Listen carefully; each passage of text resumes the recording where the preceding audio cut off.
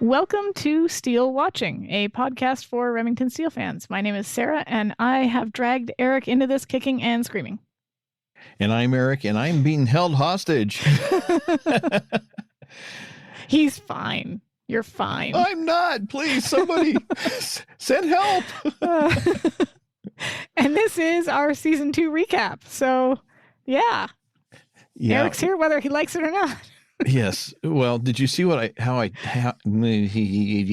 you see how I titled the episode? No, I didn't. What did you write? I missed that. Season 2 top 5 or 6. Oh, yes, I did see question mark. See that. Okay, yeah, I did see that. Yeah. It is hard. I will give you that. It is difficult to come up with just 5. Mm-hmm. Yeah. You want to talk about how difficult it was now or wait till later? Well, do we have announcements first? Because I think I think there were a couple of, we had a donation and a 2, was it 2? Or a donation and a subscription. That's it. Okay. Yes. I'll let you take that. Oh, yeah. Great. We had 2 donations. Well, a one-time donation this last week or so as we record this, not as you're hearing it, but as we record it. And then we also had a new subscriber. So yay! At this rate, we'll only be deeply in debt by the time we get done with this. Hey, I'm a millennial. Deeply in debt is how I live. So. I didn't know there was any other way, but okay. But no, hey, we do appreciate the contributions and the subscriptions. We really, really do. Yeah. It means, I was going to say, it means as much as the fan support we get, but it actually doesn't quite, how to say this? It doesn't mean as much as the fan support does in the sense of, how it feels to know that we're touching people and they're enjoying this show, but it definitely does help with the financial aspects of it because, these things are not cheap to do. And even after it's done, the expenses continue at a lower rate. Yeah. They still continue. It's thank funny. you very much. Oh yeah. Thank you so much. And it's funny because I've listened to other podcasts before doing this one and heard people give the same pitch about, help. If every subscription helps, it helps us to put this together. And I remember always thinking, well, I don't know how expensive it could be. I mean, you just have to record something, right? Wow, I was dumb. So, yeah. Well, when you're doing something like this, where you've got 2 people and they're not exactly in the same room. Or the same country. Or the same country, yes. Or time zone. At least we're on the same continent. There's software that you have to use, online software and services to do the connections. Nothing's free anymore. You got to pay for the hosting. That's where the files go so that people can get them and listen to them. And so, there's the equipment and all kinds of things. So yes.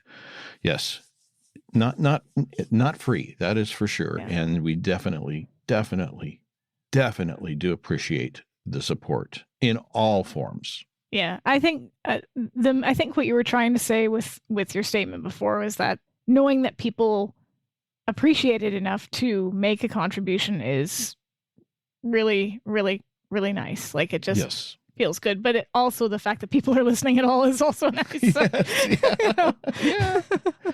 So there's that. Yes. I just thought we would start with those because those are the sort of cherries on the top of the cupcake. I'm hungry. I haven't really had lunch. So the cream cheese frosting on top of the red velvet cake. That's what it is. Oh, yeah, that's the best. Those are the best cupcakes. 100%. The crumbles on top of the Dutch apple pie. Okay, now I'm just getting more hungry. Shut up. And so in terms of our recap, we did this last season. Mhm. Again, much to poor Eric's chagrin, we're doing it again. Yes. And Yes. we asked people to send in contributions of their own. We only got a couple this time. That's Mhm. okay. Well, Apparently, you realize, of course, this is entirely your fault. And I'll Yeah, explain this. I'll okay, explain this. Okay. We didn't announce it till the very, very last I know. minute. And the reason we didn't do that is because I wasn't going to say He was- anything. I was hoping it would sneak past. Yeah, So No such luck. So it's your fault. Yeah, okay. I'll take that. Sure. That Yes. being said, we will read the ones that we did get. Mhm. But before we get to that, I want to kind of start with just an overall thought on the season and talk a little bit about the season as a whole, because it's a very different experience kind of casually watching an episode or two, or even doing a rewatch where you're maybe not thinking about it as much, like making notes and sort of looking at it as a whole 22 episode story, as opposed to just, oh, it's this episode, I like this one, and you're not kind of putting it together. So yeah, thoughts on the season. Did it I don't want to say better or worse than season 1, because that's kind of simplistic, but strengths and weaknesses, what's your take? Well, it's definitely different than season 1 in a lot of senses. Personally, I think they dumbed down Laura a little bit. She's not as good an investigator. She's not as on the ball as she was in season 1. And there were, some changes, and we've discussed this, changes in Steele's character. He's a little more aggressive. He's more the James Bondish type, flamboyance and such. So definitely changes to the characters, those two characters. And of course, we have Mildred instead of Bernice and Murphy. I think overall, the quality of the episodes, let's see how to say this. Both season 1 and season 2, I would say the quality of the episodes ranges from like they're like between a 6 and an 8. Mm-hmm. The difference is season 1 had a few that were maybe down in the 5 range, and then they had the 9s and the 10s. Yeah. Whereas season 2 really doesn't have the 9s and the 10s, and they have fewer in the 5 range. So I think the consistency of the scripts is better overall, which is not to say that season 1 was bad. It's just no, it was a little more of a wide range than season 2 is, which is one of the reasons why season 2 is so much harder to rank for me. Which, I mean, is, as I said before, it's tough for me to do that anyway. But yeah, the consistency makes it tough. So it's interesting that you say that, because I do agree with you on the statement about Laura's character having some moments in this season where she isn't as strong as she was in season 1.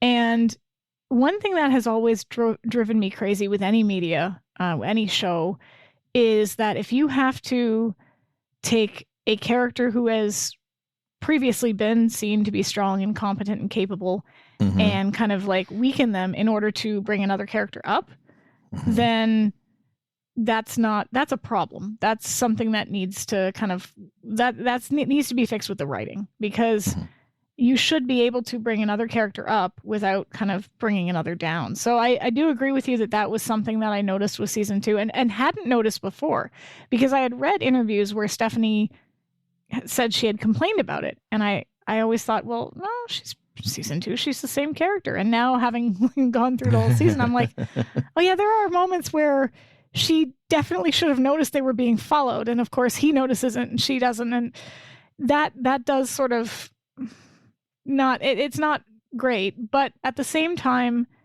as you pointed out, Steele is made to be more, I don't want to, I'm not sure if aggressive is the word, but there's more kind of traditional masculinity associated with his character, which wasn't really in season 1. He was a bit more of a dandy in season 1. He's a bit more kind of a drama queen. He's a bit zanier. He's a bit, and that kind of gets siphoned off a little bit. It's not gone, because there are definitely moments where he's just as goofy and zany as he always is.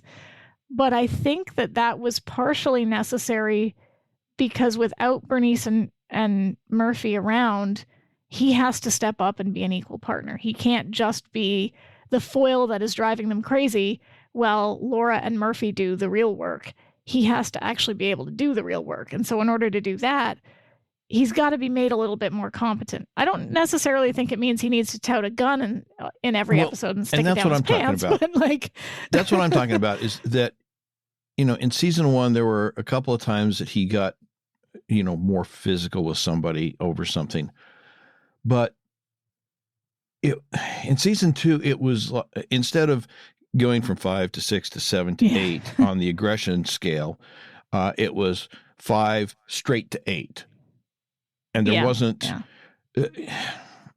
there was too much of that, too much of the just, go to the end of the final result or the final action that, it was just too much of an extreme that way. Now, as far as your comment about bringing characters down in order to build somebody up, that can be done if it is done properly, in the sense that you create a situation where that change is at least temporarily explained because something comes into their life that it's a distraction, or it's a huge event in their life that just kind of throws them off balance. So like, you can do someone's that. House blowing up. Well, yeah. Sorry. but what I'm saying though is that there's ways of doing that and justifying it, which weren't done really here. Yeah. But also you don't want to make it a long-term thing, because if you do, you destroy the character from what it was previously. It needs to be just a temporary aberration, which can be explained by circumstances or events that have occurred in this person's life. I do think it was necessary to round out his character a little bit more in this season. If we've taken the show from what was initially a ensemble, right? We had four main characters, even if they weren't really shown. Not well handled ensemble, but an ensemble. Yeah. If we're taking that to the two of them being the leads with Mildred as supporting cast, then he needs to have more to him than simply, again, the goofy sort of bumbling fool that kind of sometimes figures it out accidentally, but most of the time just gets in her way. That would have, and I don't have a problem with that. I don't have a problem with same. that. My problem is the fact that he goes to the gun or the fist or whatever too quickly and too often. I sort of blame the 80s in general for that, in the sense that, I just mean that was the decade. The 80s are to blame for everything. Well, they're certainly to blame for me, but I just mean that was the decade of Arnold Schwarzenegger and Sylvester Stallone and all of these big burly Maria. Big burly macho male characters as action heroes, right? And this was the template that had sort of become the norm by this point, because we're now in 85, close to 85. 83. 84. We're in 84. 84, yeah. And so now we're seeing this new breed of action hero where, it's muscles and guns and explosions and all that stuff. And it's funny because Pierce later kind of got that with James Bond, but in this series, he's as skinny as a rake and doesn't have much in the way of muscles to speak of.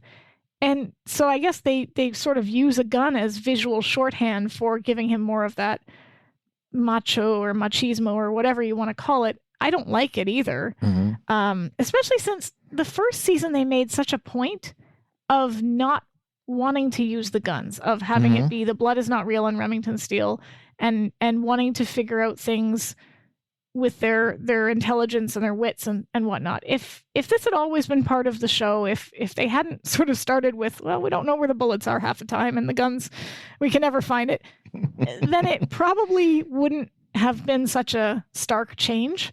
But they did do that. And then season 2 starts and suddenly he's got a gun shoved down his pants half the time. And you're just going, wait, what? Yeah. And if they had done a better job of creating the situation that made that explainable. You know, we saw a change progressing rather than just flipping it over a light switch. It would have been a little easier to deal with. Yeah. And so, I mean, that wasn't my favorite aspect, but I did like how his character became more rounded in other ways.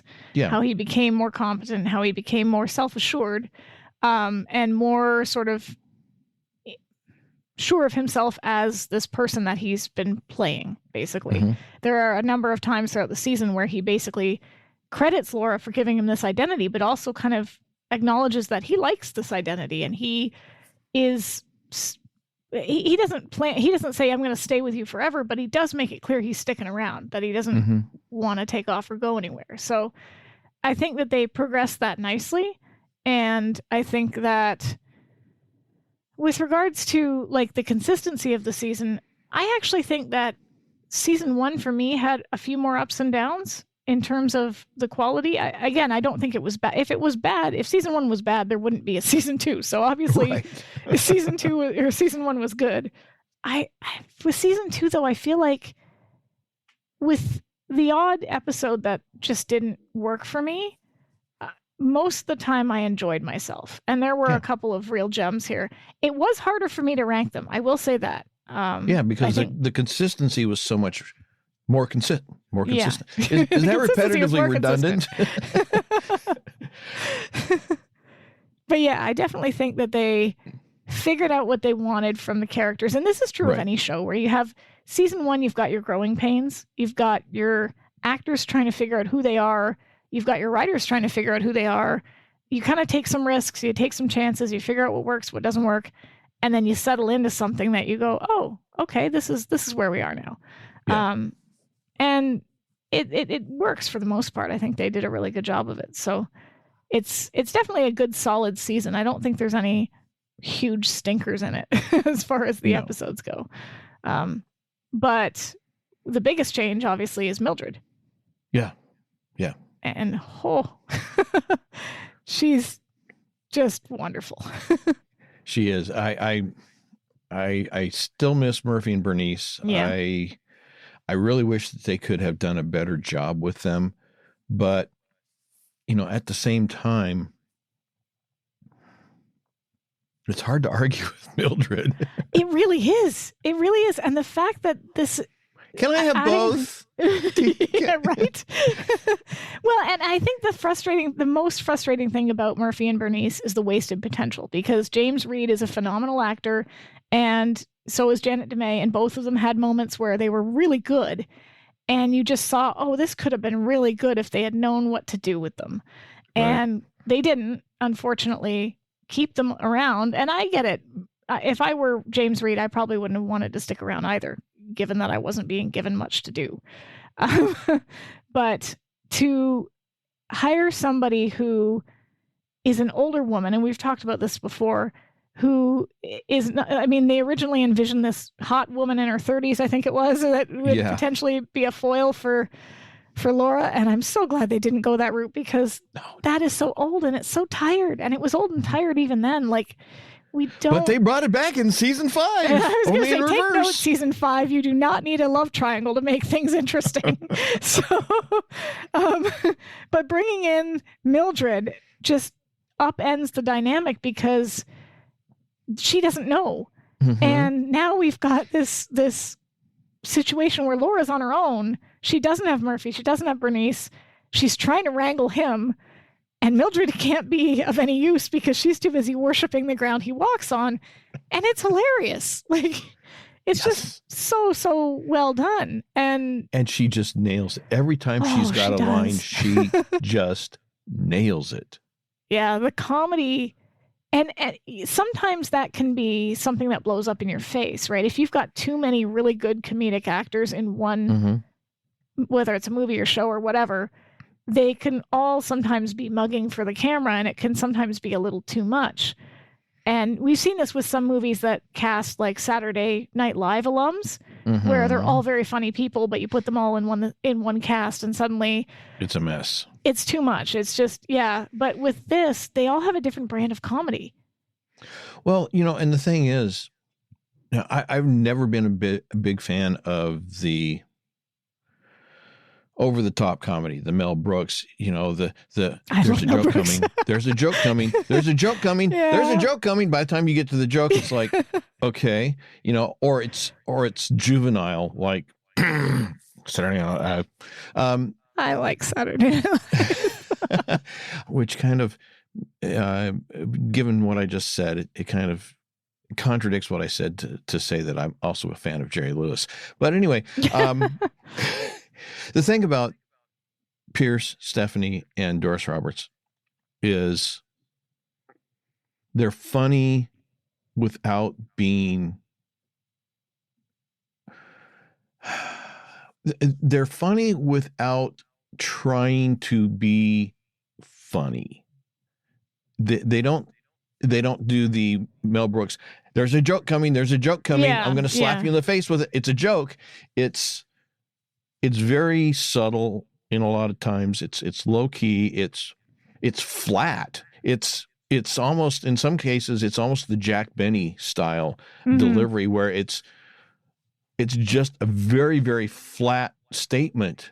And that's part of what makes it funny. Oh, yeah. And I think it's the difference between, you've got a lot of sitcoms that are capital F funny, but they have that laugh track, right? Right. And the laugh track is meant to cue you in as to where you're supposed to laugh. Like if you want to talk about here's a joke, you watch anything like Friends or, any of those 90s. If it's so funny, why do I need a laugh track to tell me it's funny?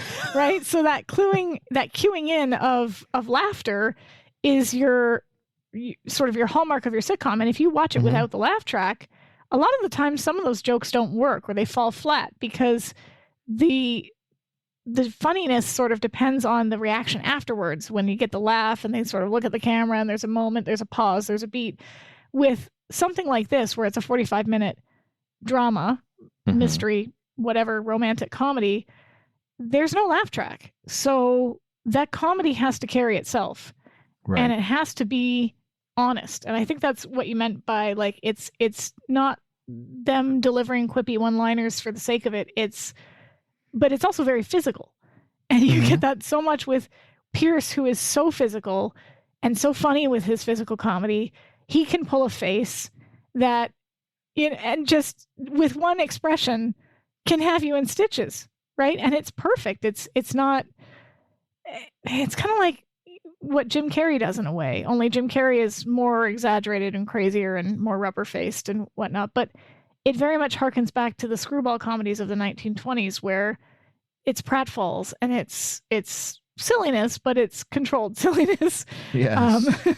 If that makes sense. Whereas Doris Roberts' comedy is more, I don't want to say she's the joke because that sounds kind of mean, but her character often elicits this sympathy, but also this innate humor. There's moments where she, like in Love Among the Steel, where Laura and Steele are listening to the tape and they're in the office and she hears the noises coming from outside and she's all like, what do I do? What do I do? And then she's like trying to shove the folder under the door and like just her own reactions to some of the situations they find themselves in are the comedy. So she's the comedy. It's not necessarily what she does. It's her character and how she kind of she's got this sweetness, but also this kind of, I don't know what it is. It's like vulnerability mixed with, tough krebs. Yeah. The Walter Mitty thing. Yeah. Yeah, exactly. Like, and that's so unique to her that I don't think anybody else could do it. No. And they found a gem with her. They really did. And then Stephanie, who is so physical in every season that she's in, her comedy tends towards the more sort of wry and sarcastic, and she's the straight man, but she's still very funny as the straight man. It's not like she's the butt of the joke. She's, so they all kind of complement each other. None of them are one-upping one another. They're not sort of they chew the scenery, but it works. Like it kind of all fits in this perfect. If I have only one complaint, it would be that they didn't use Mildred enough. There are some episodes she's barely in. Yeah, some she isn't in at all to speak of. I think it's just the one that she's not in. Yeah, at all. But still, like. Yeah.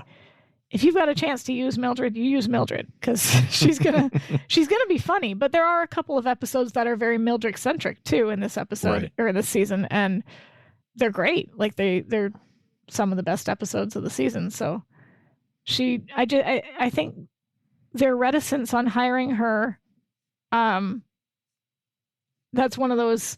Well, I guess we were wrong. Yeah.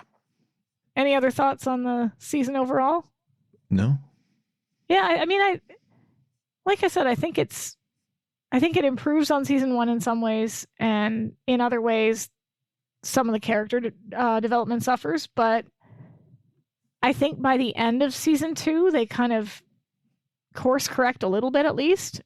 Going into season 3, there's maybe a stronger understanding, and they had more of a budget this season, so we got. Well, that's true. Definitely some episodes that were visually very nice to look at. We got some location-based episodes, like the season opener, which was really good. And that continues into season 3, because I think there's way more episodes. They start out over in Europe. Yeah. And there's a few episodes where they go to Europe in season 3. Like that season, they really kind of used their money that obviously the network was giving them to their advantage, because it works. So yeah, overall, I think it's a good solid season. So all right, do we want to read our contributors' top 5s before we get into our own? Sure. We have contribution from Mahoney and one from Brenda. Awesome. So you wanna how do you want to do it? This is your fault. So you have to decide. Well, I copied and pasted Brenda's first, so why don't I read Brenda's and you can read the other one? Okay. That's literally how I'm going to decide this. Okay, fine. So the message that Brenda sent says, disclaimer, I'm a total sucker for TV romance, and that's why I've loved the show for over 40 years. There's a direct correlation between my top 5 episodes and their relationship development. The mysteries are secondary to me, and I couldn't care less about plot holes. I love that that's right up front. Like, I don't care if there's plot holes, because there were episodes where Eric and I were in sort of stark disagreement on, where I'm like, yeah, you know what? It doesn't make sense, but hey, I'm along for the ride. Whereas not so much. There was so much hand waving this season that you could have flown. So Brenda, I agree with you in the sense that if the rest of the episode is good, I can handle the plot holes.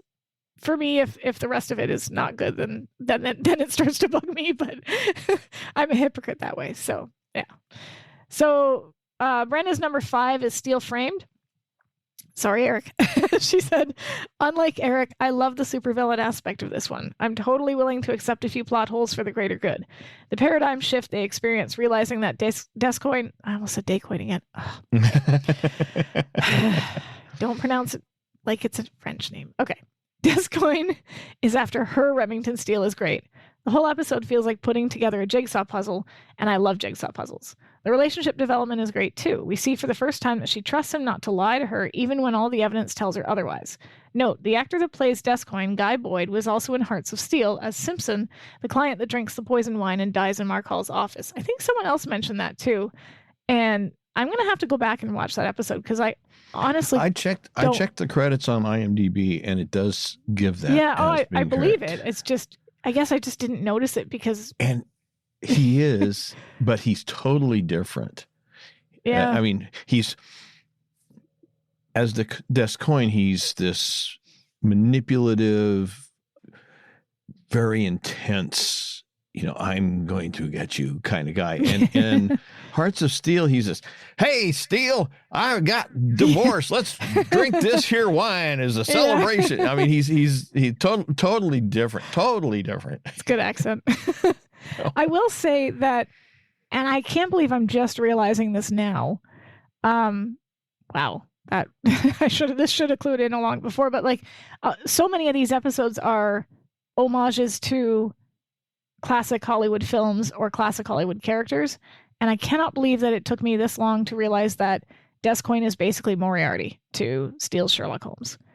Like if they were trying to do that, that's maybe less supervillain and more a Sherlock Holmes homage. And I know it may not work for some, but he's meant to be Steele's nemesis, right? So yeah, I can't just my brain. Okay. So Brenda's number 4 is A Steal at Any Price. Laura on a crime spree high. Stephanie Zimbalist is just great in this one. Her unbridled excitement knocking over the gallery is just so fun to watch. I always enjoy the role reversal episodes where Steele is mature and conservative and Laura is wild and uncontrolled. So, yeah, I mean, I wasn't as fond of this one because of the secondhand embarrassment issue, but I can totally agree with enjoying the role reversal because that's why vintage Steele is so much fun. So yeah. So can't deny that. Number 3. I mean, number 3 is Red Holt Steele. I mean, come on. The relationship development is huge in this one. It's the first time we see them so very vulnerable with each other. Barriers are down, feelings are raw, and they're both willing to dive deeper into their feelings for each other. Just think of the possibilities, Xenos. I'm even willing to forgive the Nero plot device. Yeah, poor Nero. I mean, here today, gone tomorrow. I guess he just didn't like loft living. No. So, yeah. Number 2, Steel Threads. Flesh, yes, but never just flesh. Not gonna lie, this one rates high for me because of the kissing. It's just great romance and gets me right in the feels. I'm not laughing at you, Brenda. I'm laughing at Eric, who's laughing at me. So, yeah. Steele telling her there are so many things he should have told her and just being so distraught at the thought of her dying. Swoon. And with all that juicy romance, we also get some really good humor. Bullets just makes me happy. I like Bullets. Bullets, the character, not Bullets, the actual bullets, because Bullets, the actual bullets, don't make anybody happy. No. So, except maybe the guy who's pulling the trigger. So maybe the person firing them. I do agree that Bullets is just a delightful. It's a great character. So yeah. And Brenda's number 1 is Love Among the Steel. Again, romance at its Remington Steele best. So much kissing and so much shooting at them. Because of course, everybody shoots at them when they're kissing. Love it, love it, love it. In my opinion, this is the sauciest episode of the whole season. Oodles of canoodling. Ooh, that's a fun one to say. Oodles of canoodling. And we get the Auburn. What's not to love? And Doris Roberts is hilarious. Her first car chase, The Dark Prince, and we see her relationship with Laura grow gal to gal. This episode is my top 5 for the whole series. Wow. Or is in my top 5 for the whole series. So, yeah. So high praise for that one, which is a good episode. Oh, Mahoney. I figured that this one was, there's a rivalry here. Well, no, there's not, because this sets me up so well. I mean, it really does, because it's supposed to be our top 5, theoretically, at least according to the rules that some dictators imposed on us. Now. But we have 7 top 5s and an honorable mention. Just means some people cheated, that's all. Yeah. Or I guess 6 top 5s and an honorable mention. My paragraphs here are kind of numbered weird. Okay, so the honorable mention for Mahoney is Steal Away With Me. Right. I have mixed feelings about this one, but I want to mention it simply for the fact that it was the episode that brought Mildred to us. Fair enough. Fair. Absolutely fair. I mean, nobody's going to argue with that logic. Nobody. No. And if they do, they're wrong. It's just that simple. They're entitled to their wrong opinion. That's right. Okay, so 1, 2, 3, 4, 5. Yeah, number 6, which would, I guess, be really the honorable mention. Steal Away With Me would be the second honorable mention. Dreams of Steel. It wasn't love at first sight with this episode, but it grew on me over time. So does fungus. Sorry. So does that airplane. Where's? Well, I'm gonna shoot that. Shoot it down. Give me the gun. I'm gonna shoot it down. Airplane in the background. Go away. I don't even live near an airport. But oh, wait a second. Everywhere is an airport in Anchorage. We got people that literally park planes in their backyards. Let's see. Where was he? Oh yes. It wasn't love at first sight with this episode, but it grew on me over time. The dreams are hilarious, especially the one with the twins. I'll admit that's got some very good points, very humorous moments in it, and very telling. The mystery was solid. The snake tank scene was full of suspense, and the dialogue in the coffin was rather memorable. There are plenty of funny one-liners in this episode too. Not going to disagree with that. Not going to include it in my favorites necessarily, but I'm not going to disagree with anything said there. I think Eric's just scared too because he might have to sing again. I don't know what you're talking about. The number 5 from Mahoney is Still Sweet on You. OMG, those teeth. One of the funniest episodes of... Right. Okay. It took me a minute because I was like, wait, did someone's teeth? Like, right, the teeth. Okay, I'm good now. One of the funniest episodes of the season, and most importantly, we were introduced to Francis and Donald. The actors playing the couple were simply phenomenal. The moment Cookie pulled the teeth out from under the sheets, priceless. It's good. Yes, it's good. That was good. And also, as he steals down in the lobby with Laura, and she's talking about and Pierce is doing the thing with the teeth where he mimes what she's trying to say with the. Oh, that was great. That was good. All right, we have a repeat appearance. Steel Threads, a good blend of comedy, romance, and tender moments. A pretty heavy dose of romance, in fact. I'd imagine Steel crying over Laura's lifeless body would rank high among anyone who's invested in their relationship. Of course, Bullets was just great. Yep. Nothing to disagree with. And yes, I'm afraid to. Anyway, Love Among the Steel. Auburn, do I need to say more? It has one of my favorite scenes. Remington Steele and Laura Holt attempting to listen to the tape in the office while Yes. Mildred stood outside the door. Yeah. Sexual great. tension so thick you could cut it with a knife, yet it was simultaneously so hilarious. It also has one of my favorite lines from Steele. Someone always shoots at us when we're kissing. Yeah. LOL. And I gotta say, they're right in that it is really hard to do comedy and sexual tension at the same time. One usually ends up overpowering the other, but that scene in the office is pitch perfect. Now, there is a disclaimer to those episodes that I just mentioned. Love Among the Steel, Steel Threads, Steel Sweet on You, and Dreams of Steel. And that disclaimer is, honestly, the next 4, which is the ones we just discussed, are not in any particular order. It all depends on my mood of the day. Here, I agree. It also features one of my favorite tag scenes. Oh, no, but I'll list them according to their airing order. So they were listed in airing order, not necessarily the order of preference on any given moment. And then the number 1 was Red Holt Steel. I usually favor comedic episodes over dramatic ones, but Red Holt Steel isn't the exception. It has one of the best dialogues of the series, the evening talk about possibilities, which was capped off by brilliant acting from both Pierce and Stephanie. Also features one of my favorite tag scenes. So, yep. That's fair. And it's interesting that both of the contributions came from people who had different sorry. I know what I'm trying to say. Well, I don't. Okay. All right. It's interesting that both of the contributions stated they were looking for something different from the show, right? That one person said, I look for the romance. I don't really care too much about the mystery or the secondary plot. And the other is, I look for the comedy. The dramatic episodes don't really interest me much.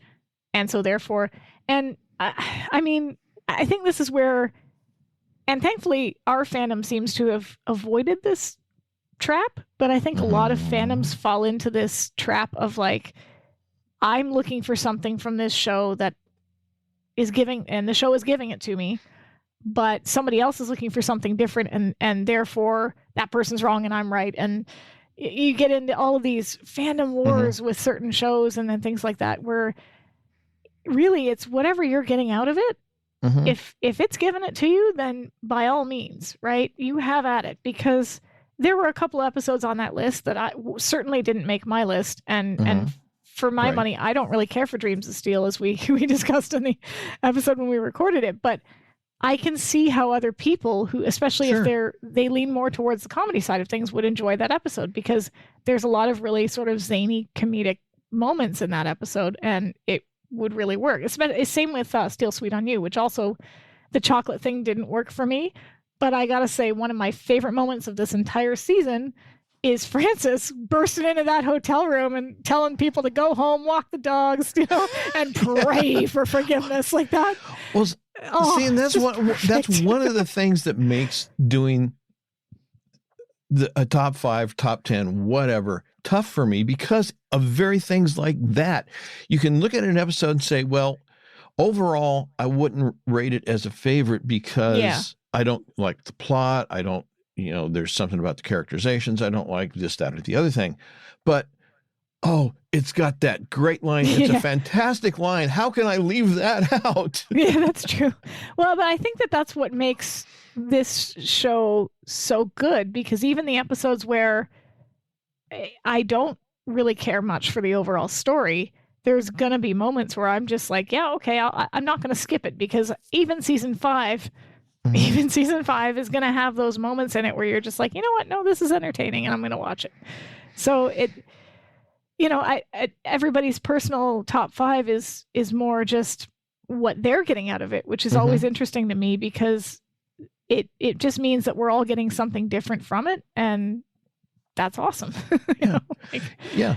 And I'm with Mahoney in that I'm more on the rom-com side of things. That's what one of the things I enjoy about the show. I'm not saying I don't like some of the more dramatic episodes, but they're not my favorite because they're not so much rom-com. So, and it's funny because I love comedy and I love the rom-com aspect, obviously, but if I have the choice between a more serious episode that kind of delves into their characters and things like that, that's usually where I'm going to gravitate to. And it's probably why for season 1, Steel in the News was my favorite episode, because it got so deep into both his psyche and Laura's, and had that fallen hero plot line and everything else that went with it. There were some really good comedic moments in it, of course, usually more so with the supporting cast in that episode, but I'm maybe not necessarily going to gravitate towards the more zanier comedic episodes, because that's, I won't say it's not what I like. I do. I like it, but I usually like to see a little bit more character development that comes via dramatic stuff. So, which this season had more of. So that was nice. So, but yeah, those were 2 very and we got some obviously repeat overlap episodes, but there were some different ones too there. So that's pretty cool. Right. It's your turn. Okay, let's see. How should do you I want to do just this? go one at a time? Your 5, my 5. Well, we have a problem. Oh, okay. Because I have a tie. Okay. For 5th place. Specifically a 6-way tie. Oh. A 6-way. Wow. Yeah. Okay, I'll just do that. Out of the gutter. Okay, I'll just list my 6 contenders for 5th place and not make a whole lot of comment necessarily. Steel Sweet on You, Altered Steel, Scene Stealers, Steel Threads, Molten Steel, and High Flying Steel. All of those, I like all of them. I've got to say equally. They've all got some great moments in them. Like that one moment. That great moment. That was a great moment. Yeah. Well, I was reading my notes and just kind of, I got It was like lost a in my dramatic notes. pause. We got But like in Steel Sweet on You, the scenes between Laura and Sister Frances, Laura's sister, not a nun. I love the scene where Steele mimes the chocolate with the dental impressions, you know. And sometimes it's the little things in life you treasure. That's true. for all the Galaxy Quest fans out there. Yeah. I love that movie. Altered Steel, another case of Mildred doing her Walter Mitty. Oh, yeah. It's perfect. Scene Stealers, great acting from Faith Prince as Maddie, or Mady. Yeah, yeah. Mead, and I only discovered this as I was writing my top 5, and I was doing the notes for this episode. Her great acting is made all the more astounding in as much as it is her first credited TV and movie role. Wow. According to IMDb. Yes. That's impressive. Yes. You know, and again, it gives us a tragic villain who's as much a victim as a villain, which Steel, you know, the show does that time and time again. And you mentioned it, like Steel in the News. Mm-hmm. Yeah. Steel Threads. We're brothers, nothing more. Or wake up, Mr. Steele. It was only taffeta. Molten Steel. Cheeky. Yeah. And who can't help but love Steele's Lord Marchmain. And yet, for all its kinks and curves, it still manages to find some kinks sweetness. And curves. Okay. High Flying Steel. You know, although we know that there were a myriad of safety devices employed, and that the production cheated a number of shots by shooting them probably near the ground at instead of at height. Clearly, Stephanie and Pierce did much of their own stunt work, which is reason enough to love this episode. Yeah, and of course, the unusual setting just adds to the appeal. I love all those episodes. Don't ask me to pick one because, as Mahoney said, it just depends on my mood on any given day and what specifically we're focusing on during the course of the conversation. Maybe the listeners could pick one. Maybe they could vote on your 6 the top 5 of my second top 5. 5th place. Yeah, they could. Help us pick a 5th place for Eric. Anyway. Okay, your turn for number 5. Oh, okay. I do have an honorable mention, but I'll get to it after. That's fine. I'll do that at the end. Do it. Do it now. Do it now. I'll do it at the end. Do it now. I'm doing it at the end. All right. So my number 5 is High Flying Steels. As you were, it's funny because that was the last one you talked about, but I don't normally like circus episodes. There's a lot of shows that will do a circus themed episode, and I'm usually not a fan because it always feels gimmicky to me. And I don't know, maybe the atmosphere isn't something I usually enjoy watching, but this episode, this was just a ton of fun. It's somewhat Mildred centric, which I always enjoy. Supporting cast, as we talked about in the episode, are all really, really good. Some of them, like the actress who plays Christy, has just this incredible quality about her that sort of showcases her sadness, but at the same time her strength without saying much. And the actor who plays Max is also really talented.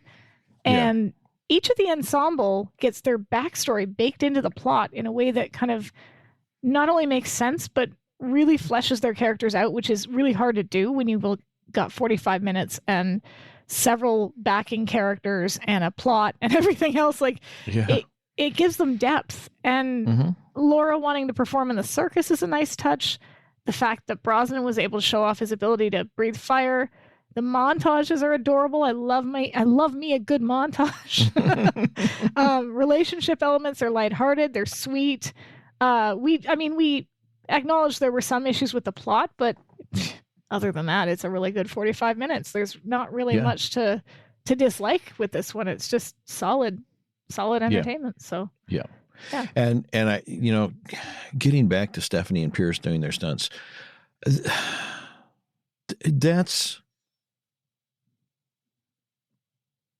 that is so out of the ordinary and so unusual that it has to be, that has to be given credit. It's so much, because you just don't see lead actors doing stuff like that. And, usually when there's a stunt involved, it's a long shot. So you don't see that it's a stunt double. But there was, like I said, when we were doing that episode, there's only one scene where I think they may have used stunt doubles, but everything else was them. Honestly, a lot of the times you have these shows or movies, the lead actors aren't allowed to do their stunts because of insurance reasons, right? But I think because of the fact that I don't want to say, like, Stephanie and Pierce weren't unknowns, obviously, but they weren't massive names at that point. So there wasn't that risk where, where you've got somebody like, a certifiably insane Tom Cruise who decides that he wants to do movies just so he can do the stunts, not necessarily for the movies themselves. His insurance must be through the roof. Because the other thing is that on a lot of TV shows, in particular, I'm going to focus on the TV shows. Yeah. The production staff, the producers, the executive producers don't want the leads to do it because of the risk of injury. Yeah. Oh, yeah. And, that just messing up the entire rest of that season, or maybe the entire show. Whereas here, the people in charge, I'm sure they were very careful, and they weren't going to ask or let the actors do anything that was beyond their capability. But it was also a matter of them recognizing that, yes, this person can do this. Yeah. And we can take all the safety precautions that we need to let them do this, so that it gives credibility to those scenes. And, it works. If they want to do it, let them do it, as long as they can do it. Well, but then you've got to also keep in mind, you're right. Like, you're absolutely right. But even with all the precautions in the world, Pierce still got Bell's palsy, right? Like, well, that's true too. but that could have happened on a so-called stunt that you wouldn't even have given a second thought to. Exactly. So sometimes it's not even a matter of being able to predict where the danger could happen, right? Because you could have, like, that wouldn't be something I would think that you would normally even need a stunt double for. But, stuff happens, and they still let them sort of gamely, like, Stephanie on top of that roof in heels, right? All the running that they do, and it's all so impressive. Yeah. Well, and to be fair, to your point about things coming up where you don't expect them, even stunt actors get hurt on stunts. Yeah. Oh, for sure. Back to the Future had one. Yeah. Where a stunt person, and it's actually in the film, was seriously, almost fatally injured in the clock tower scene. And they had gone through and they had done, practices, and they had planned it all out. And one person was in just the wrong spot. Yeah. And it went bad, and somebody got seriously hurt. So, even with the best of precautions, you never know where it's going to happen. So, yeah. And you're right about not wanting their leads to be injured, because then you've got an entire season you still have to film. Mm-hmm. And especially with Pierce, you could see it in the following 2 episodes. The remnants of the Bell's palsy were clearly visible. So, again, that was one that nobody could have predicted, and yet there it was. So, who would have thought? So, High Flying Steel made my number 5 slot. What was your number 4? And tell me you've just got one, please. Well, yes, 5th place took them all. You cram everybody into 5th place. Half the season was in 5th place. My number 4 is Red Holt Steel. Okay. I mean, it's a great Laura episode. Get great emotional interaction between Laura and Steel, which is, and it's unlike anything that we'd been given before in the series. It's true. Okay, I'm hand waving Nero. Poor Nero. My note here is Sarah has done so much hand waving this season that she has generated her own weather.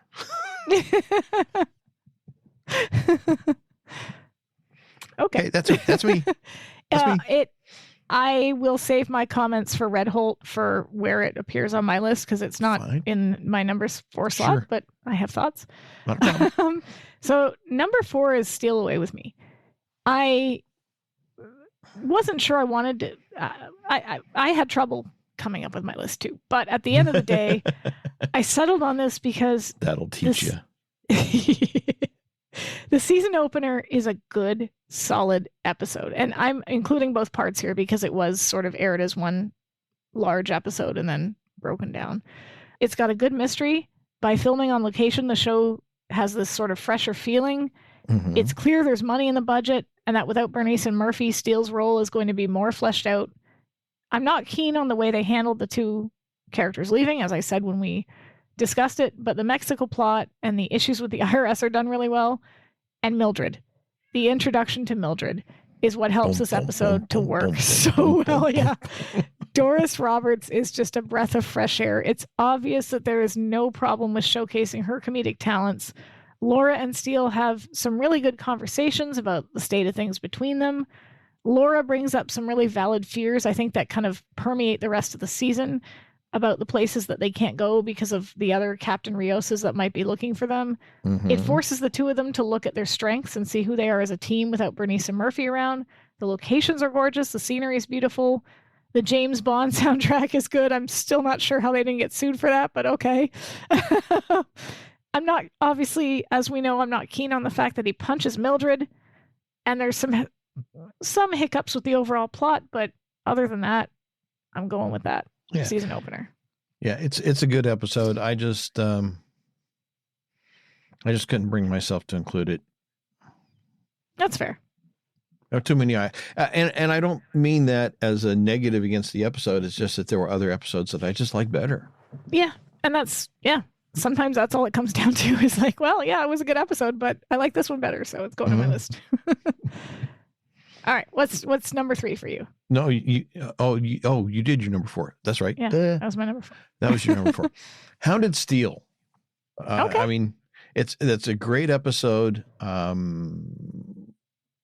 We get to see Steele in awe of meeting somebody that he considers a legend in the field. Yeah, this is cute. But it's not fanboyish. His attitude. It's wow. This guy's a legend. It's respectful. It's a great character moment for him. And of course we learn more about Mildred in this episode than I think we probably do in not only any other episode in the season, but possibly in the entire series. Yeah, it's a very good Mildred episode for sure. Yeah. And we get to witness her first real act as a detective, albeit unofficially. Yeah. So, and JD Cannon, because anything he's in, he just elevates everything. He's such a good character actor. And I think you're right about Steele's respect for him, because it comes across as passing the torch in a way, even though Steele is technically retired too. When they do that caper, there's moments where you see that Lou Renard's character is clearly no longer up to the task, but instead of making him feel bad about it, they respect what he was able to do and carry on without him, but they don't it's not like, oh, he's lost it. It's more like, well, and it's funny because like in the scene on the rooftop where he has trouble with the alarm system, it is respectful, as you say, because Steele obviously can see that Masters is having issues, and rather than phrase it in a way that could be taken as being, you're over the hill, here, let me take care of it. It would be an honor if you'd let me do it. Yeah, exactly. Yeah. And it's letting him keep his self-respect while at the same time kind of, filling in the gap. Yeah. It's And it's funny because you said that about Steal Away With Me, how you liked it, but it didn't make your list because there were just ones you like better. I think that's where this one falls for me. I really like this episode, but there were just ones I like better, so I didn't make my list. But yeah. Well, your list is wrong, man. Well, your list is wrong, sir. You've got 6 number 5s. You didn't say we could. Fine. All right, number 3. My number 3. Steel threads. So, Yes. yeah, I've always loved this one. It is a perfect example of an episode in which the case really complements the character interaction and the subplot. Laura on the runway, Steele is Sam St. Cloud. That's hilarious. The accent, the Leela, and what makes this one work really is Bullets and Julian. Oh, yes. Their estrangement, their character interaction. These 2 guest stars are both incredibly good in their own way. Steele's... Well, sorry, go ahead. Even the guy that plays Francois. Yes. I mean, he's suave with a subtle hint of menace. Yes. Yeah. It's Absolutely. just great acting. It really is. And the 2 guest stars, they're just... Steele's connection to Bullets, his desire to see his family reunited, continue to highlight the fact that this season is giving him more depth. And this is one of those examples of him being given depth without having to either make him into a Mr. Macho Man or take Laura down a peg. And like you said, I really like the dark, almost like pseudo-romantic subplot between Julian and Francois. The not just flesh conversation, because it felt like they actually had a real moment of honesty there, where he told her that the relationships means something to him beyond the physical. And not just that, but his acknowledgement of Laura's accomplishments and how her tenacity has kept them from, as he says, scrounging for the rent.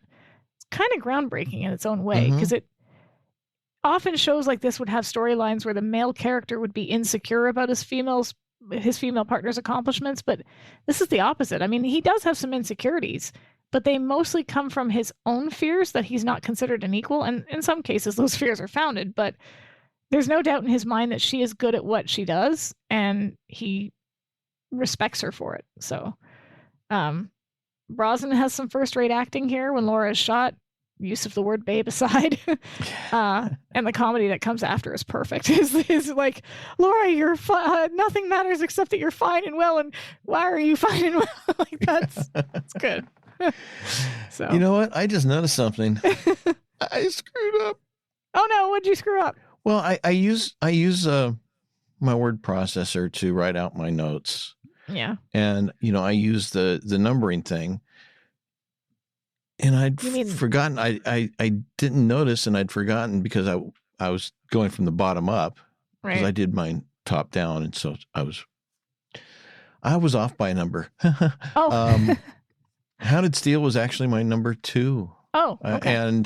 And Red Holt was my number 3. High Flying was my number 4, and then everything else beyond that was my number 5. Number 5. Okay. So yes, for me, Red Holt Steel was number 2. Number 2. No. Okay. Yeah. So Gotcha. go ahead and do your number 2, and then I'll do my number 1. No, it was Red Holt Steel's 3. Hounded Steel was number 2. Number 2. So yeah, go ahead and do your number 2, then I'll do my number 1. And I'm so confused. You're not the only one. It's all your fault. It's all your fault. My fault. I wouldn't be here doing this if it wasn't for you. Blame Canada. Blame Canada. I've heard that somewhere before, and I don't know where. South Park. It's from the South Park movie. Okay. With all their hockey hullabaloo and that Anne Marie too. Yeah. Okay. Number 2 for me is Love Among the Steel. So Red Holt, obviously serious and laden with drama. This episode is probably the perfect romp. From the Dark Prince sending inappropriate transmissions to Mildred, to Laura and Steele trying to solve the mystery of the Auburn and finding out that every single owner has had a romantic liaison in the car, there's a ton of really good comedy here. The 2 of them, as was mentioned by one of the other contributions, attempting to listen to the tape. Oh, yeah. Mildred thinking that Laura and Steele are getting hot and heavy in the office, trying to slide the folder under the door. Like, that's one of the funniest moments, I think, in the whole series. Not to mention the realization that someone always shoots at them when they're kissing. Pierce has this perfect mix of zany and serious in this episode. Laura drawing parallels to Langston Hughes gives them some good opportunity to discuss the relationship, though I wish they'd kept some of the original script's dialogue. The actual case is really good. The flashback scenes in the 30s, the way that they filmed them without the dialogue and the music. Solid episode overall. Introduces the Auburn, which is a character in and of itself. So yeah, that one's my number 2. Well, it's also my number 1.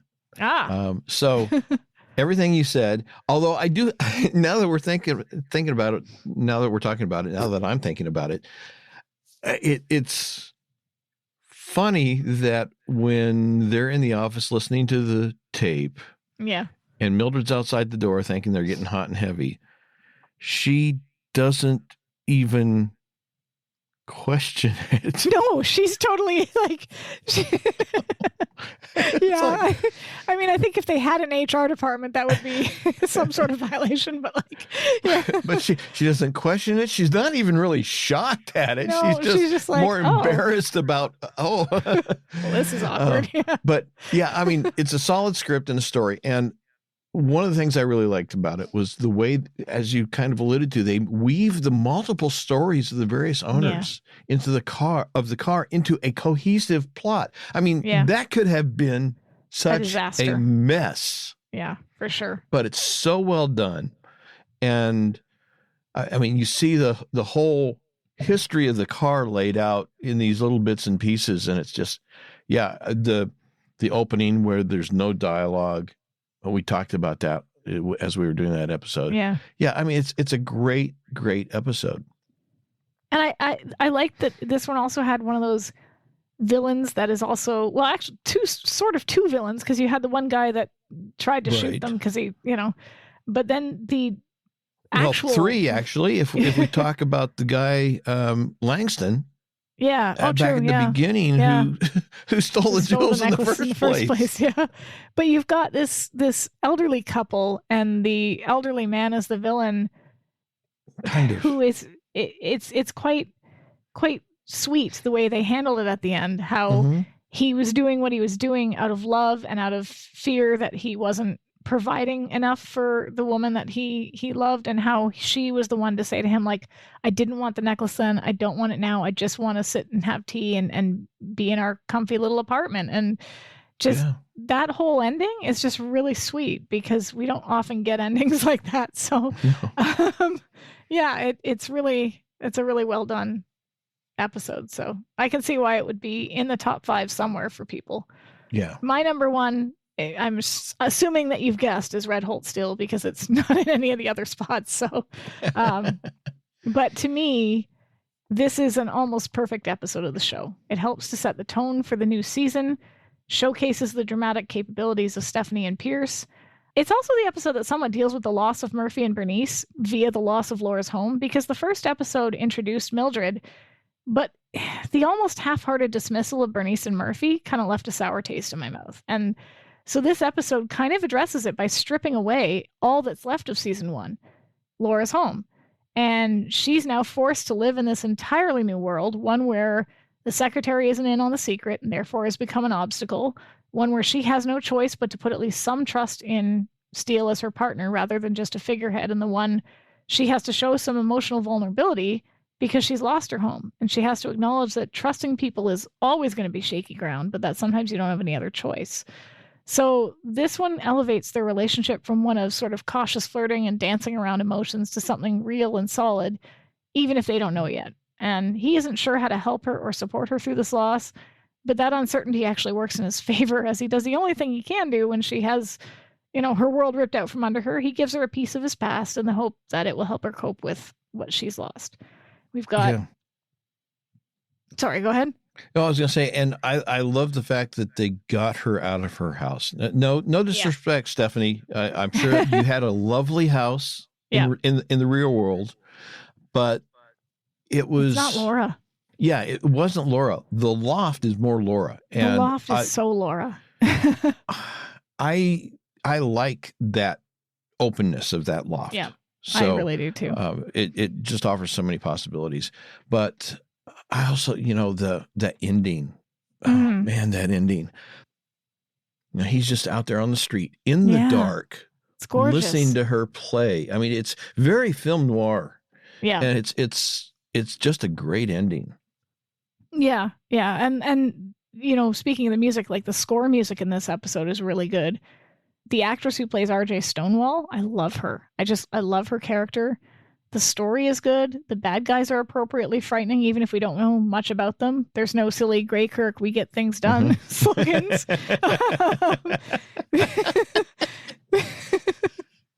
There's more gravitas to Mr. Steele and less of the goofy melodramatic drama queen from season 1, which I kind of prefer. I mean, I don't. This is one of the few episodes where his aggression makes sense when he grabs the guy by the tie and shoves him up against the tree, because this is one of the situations where you could see him losing his cool. And you can see the progression, and it makes sense. Yes. Yeah, it makes sense. Okay, we've seen him step from 5 to 6 to 7. Yeah, so exactly. Now 8 is not just a surprise. Yeah. And then Stephanie has first-rate acting here. She gives Laura the perfect amount of vulnerability and strength and fear and all of that sort of done in 45 minutes, which is pretty impressive. So yeah, that one definitely makes my top of this season. So okay. Yeah. All right. Well, did we do it? Yeah. We did it. Yes, we did I'm it. not sure how I survived, but we did it. Oh. Hi, baby. Here's the smallest violin in the world. It's playing just for you. Okay. So I guess then all that's left to come is season 3. and then eventually 4 and then 5. But yes, the next thing that's coming is going to be season 3. Yes. And I think that's the season opener would be yours. Yeah. Steele at it. We're off to the French Riviera. Oh, sorry. Yeah. Some more location shooting. Yes. So I guess we want to just go ahead and hit the usual thingies.